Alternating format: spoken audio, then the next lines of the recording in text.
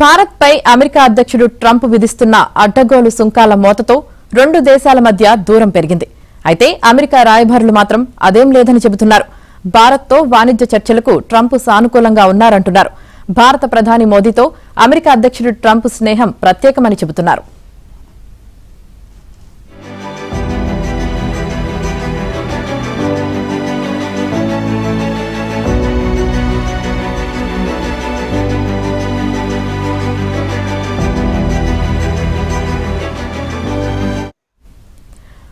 వాణిజ్య సమస్యలపై భారత్ను విమర్శిస్తూనే భారత ప్రధాని మోదీని ట్రంప్ ప్రశంసిస్తున్నారంటూ అమెరికా రాయబారి సెర్గియో గోర్ చెప్పుకొచ్చారు.